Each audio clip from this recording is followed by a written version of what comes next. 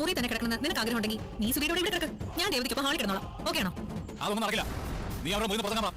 ഇന്നത്തെ എപ്പിസോഡിൽ ജോലിയൊക്കെ കഴിഞ്ഞിട്ട് ശ്രുതിയും തിരിച്ച് വീട്ടിലേക്ക് വരികയാണ്. ശ്രുതിയാണെങ്കിൽ ഇനി നടക്കാനും കൂടി വയ്യ എനിക്ക്, ഞാൻ ആകെ ടയേർഡായി, ഇനി പോയി ഒന്ന് കിടന്നാൽ മതി എന്ന് പറഞ്ഞിട്ടാണ് കയറി വരുന്നത് കേട്ടോ. അപ്പോൾ ഇവർ വീട്ടിൻ്റെ ഉള്ളിലേക്ക് കയറാൻ തുടങ്ങുമ്പോൾ തന്നെ ചന്ദ്രമതി വന്നിട്ട് പറയും, അയ്യോ നിങ്ങളവിടെ നിൽക്ക്, കയറല്ലേ എന്ന് പറയും. അപ്പോൾ എന്താ അമ്മ എനിക്ക് തീരെ വയ്യ എന്ന് പറയുമ്പോൾ, നിങ്ങളതിനെ ഒഴിഞ്ഞിട്ടിട്ട് വേണം അകത്തേക്ക് കയറ്റാൻ, കാരണം ഇന്ന് അവിടെ വന്നവരെല്ലാം നിങ്ങളെ കണ്ണു വെച്ചിട്ടുണ്ടാവും, അതുകൊണ്ട് നിങ്ങളതിനെ അങ്ങനെ അങ്ങോട്ട് കയറ്റി കഴിഞ്ഞാൽ ആ കണ്ണൊക്കെ ബാധിക്കില്ല, അതുകൊണ്ടാണ് നിനക്ക് വയ്യാത്തത് എന്നിങ്ങനെ പറയും. എന്നിട്ട് ആയുധം എടുക്കാൻ വേണ്ടി ഓടി പോവാണ് കേട്ടോ. അപ്പോൾ ഈ സമയത്ത് രവി അവിടേക്ക് വരികയാണ്. അപ്പോൾ രവി ചോദിക്കും, നിങ്ങളെന്താ അവിടെ പുറത്ത് നിൽക്കണേ, നിങ്ങൾ കയറി വായു മക്കളെ എന്ന് തന്നെ പറയും കേട്ടോ. അപ്പോൾ അല്ല അച്ഛാ, അമ്മ എന്തൊക്കെയോ ചെയ്യാൻ വേണ്ടി പോകുന്നുണ്ട്, എനിക്ക് ആണെങ്കിൽ വയ്യ, എനിക്ക് നിൽക്കാൻ വയ്യ എന്നൊക്കെ പറഞ്ഞിട്ട് അതിനിതാക്കും. അങ്ങനെ ചന്ദ്രമതി വന്നിട്ട് ഒഴിഞ്ഞിടുകയാണ് കേട്ടോ. ഒഴിഞ്ഞിട്ട് കഴിഞ്ഞതിന് ശേഷം രേവതിയോട് പറയണേ, രേവതി ഈ അരതി കൊണ്ട് കളയുക അവിടേക്ക് എന്ന് തന്നെ പറയും. അപ്പോൾ നമ്മുടെ സച്ചി പറയും, അതവൻ്റെ തലേക്ക് ഇട്ട് കൊടുക്ക്, എന്തൊക്കെയാണ് അവിടെ കാണിക്കണേ, കല്യാണം കഴിഞ്ഞ് വന്ന പോലെ ആരതി ഒഴിഞ്ഞ് കയറ്റണേ എന്നൊക്കെ തന്നെ പറയും.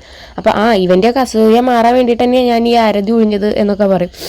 അങ്ങനെ അതൊക്കെ കഴിഞ്ഞതിന് ശേഷം ശ്രുതി അവിടെ സെറ്റിയിൽ വന്ന് ഇങ്ങനെ വീണിരിക്കുകയാണ്. അപ്പോൾ എന്താ പറ്റി നിനക്ക്, എന്തത്ര വയ്യായിക എന്ന് പറയുമ്പോൾ, അച്ഛൻ ഓഫീസിൽ നല്ല പണിയായിരുന്നു, എനിക്ക് തീരെ വയ്യ, ആൾക്കാരോടൊക്കെ സംസാരിച്ച് എൻ്റെ വായൊക്കെ കടഞ്ഞിട്ട് വയ്യ, വേദനിക്കണു എന്ന് തന്നെ പറയും.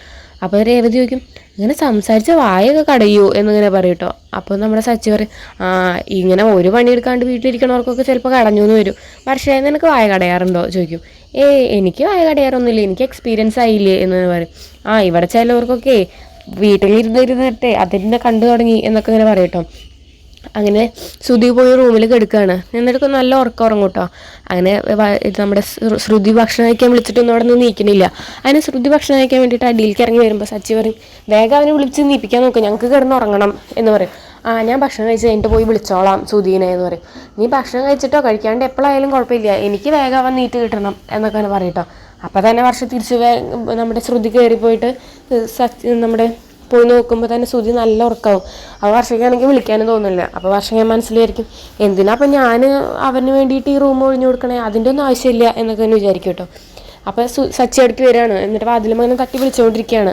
അപ്പോൾ നമ്മുടെ ശ്രുതി പുറത്തിറങ്ങിയിട്ട് വന്ന്, എന്തായി വിളിച്ചുകൊണ്ടിരിക്കണേ എന്നിങ്ങനെ ചോദിക്കും. അപ്പോൾ പറയും, ഞങ്ങൾക്ക് കിടന്ന് ഉറങ്ങണം. പോയി ഉറങ്ങിക്കോ, അതിനിപ്പോൾ ഞാൻ എന്തെങ്കിലും ചെയ്തോ എന്ന് പറയും. നിങ്ങൾ വേഗം റൂമിൽ നിന്ന് ഇറങ്ങാൻ നോക്ക് എന്നിങ്ങനെ പറയും കേട്ടോ. അപ്പോൾ വർഷം ചെന്നിട്ട് രേവതിയോട് പറയും, ശ്രുതി ചെന്നിട്ട് രേവതിയോട്, രേവതി നമ്മുടെ ശ്രുതിക്ക് തീരെ വയ്യ, അവൻ കിടന്ന് ഉറങ്ങുക, ഞാൻ എങ്ങനെയാണ് വിളിക്കുക, നിനക്ക് ഇനിയിപ്പോൾ റൂമിൽ കിടക്കണം എന്നുണ്ടെങ്കിൽ സച്ചിയും ശ്രുതിയും കൂടിയിട്ട് റൂമിൽ കിടന്നോ, ഞാൻ രേവതിയുടെ കൂടെ ഹാളിൽ കിടന്നോളാം എന്ന് പറയുമ്പോൾ അതൊന്നും സച്ചി സമ്മതിക്കില്ല കേട്ടോ. അതൊക്കെയാണ് ഇന്നത്തെ ഒരു എപ്പിസോഡിൽ.